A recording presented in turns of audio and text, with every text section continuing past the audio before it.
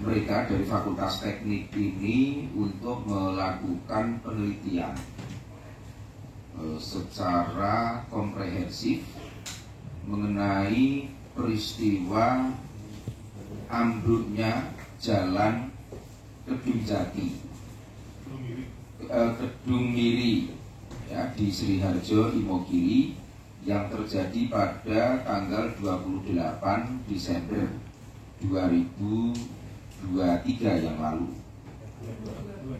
2022 yang lalu.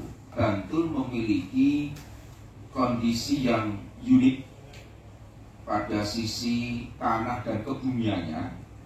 Oleh karenanya saya memohon kepada para expert ini untuk melakukan kajian yang cukup memadai, yang dimulai dengan penelitian tanah melalui pengeboran yang nanti akan disampaikan oleh beliau untuk mengetahui lapisan-lapisan tanah, pergerakan tanah yang ada di lokasi itu, serta adanya beberapa patahan di lokasi objek wisata Sri Keminut atau lokasi terjadinya longsornya jalan itu. Jadi Bapak Ibu, kami sudah membuat satu lembar resume terkait dengan kejadian analisis kelongsoran badan jalan di wilayah Padukuhan Bunut, Desa Sriharjo, Imogiri, Kabupaten Bantul. Kondisi geologis dan geoteknik. Segmen ruas jalan longsor di Desa Sriharjo berada pada morfologi lembah perbukitan di atas lereng Kali Oyo.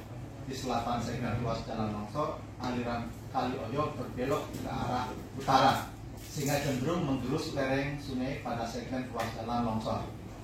Mengacu pada hasil penelitian terdahulu antara lain Raharjo dan kawan-kawan tahun 95, Natal Wijaya tahun 2007, Walter tahun 2008, dan Abidin 2009, Desa Sriharjo dan sekitarnya diperkirakan berada pada zona vulkan aktif sesar opak sehingga rentan mengalami guncangan akibat gempa.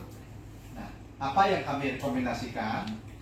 Untuk menjamin konstruksi jalan yang stabil dan handal perlu perencanaan yang komprehensif, mempertimbangkan berbagai aspek antara lain geomorfologi sungai, geologi, air tanah, curah hujan, kegempaan, geoteknik, dan tata guna lahan.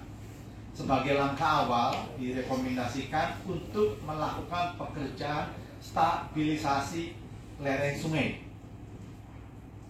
yang dapat ditempuh dengan cara pembangunan dinding penahan tanah pondasi dalam. Pondasi dalam berarti ada struktur yang masuk ke dalam lapisan breaksit andesit tadi. Masuk ke dalam cukup untuk bisa menahan tanah di atas lapisan breaksit tadi untuk tetap diam pada posisinya, tidak bergerak begitu. Lebih lanjut, dapat ditambahkan juga konstruksi bronjong di sisi selatannya pondasi dalam tadi. Tujuannya apa? Untuk mendapatkan dukungan lawan dari tanah yang akan bergerak dari utara menuju selatan. Bronjong ya, bronjong ini juga berfungsi untuk menahan atau mengurangi dampak dari gerusan air sungai. Nah, dan kedepannya penggantian tanah, replacement atau penggantian tanah di badan jalan untuk meminimalkan deformasi jalan karena akibat beban kendaraan. Jadi runtut penanganannya.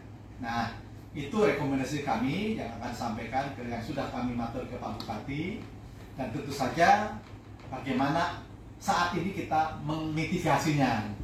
Ini mungkin nanti akan kami tadi sudah matur ke Pak Bupati, karena saat ini posisi turap itu sudah membuka, sudah tidak lagi berfungsi sebagaimana seharusnya, maka kita perlu mengupas badan jalan ini, mengurangi tinggi badan jalan ini, supaya apa? Tidak membuat kelongsoran berikutnya. Kita kupas, kita kurangi, lalu kita ganti turap tadi dengan pondasi dalam. Ya, yang lalu nanti dipertambah dengan ada bronjong, dan setelah itu baru kita kembali menimbun badan jalan dengan lapisan jalan yang lebih baik, supaya bisa kita fungsikan badan tersebut sesegera mungkin. Ya sedikit menyambung dari apa yang sudah disampaikan Pak Ali mengenai kondisi tanah yang ada di lokasi. Ya. Di tanah di lokasi itu tanah aluvial, endapan, ya. Sifatnya jenisnya merupakan tanah lengkungan yang plastisitas tinggi dan artinya sangat gampang bergerak ketika kadar airnya cukup tinggi. Ya, jadi selama sebelum konstruksi ada curah hujan yang menyebabkan penjenuhan air, ya, sehingga tanah itu lebih mudah bergerak. Jadi selain apa yang sudah disampaikan oleh Pak Ali, juga kami mempertimbangkan nanti perlu adanya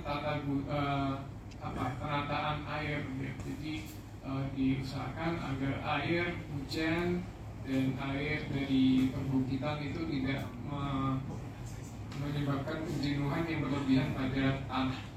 Nah, dari hasil kajian geologi dapat saya sampaikan bahwa secara umum kalau kita membicarakan geologi tidak bisa terlepas dari proses dan produk geologi. Kalau proses geologi bisa berlangsung dari zaman dahulu dalam skala tahun geologi, kemudian proses yang sedang terjadi maupun proses geologi yang kemungkinan akan terjadi.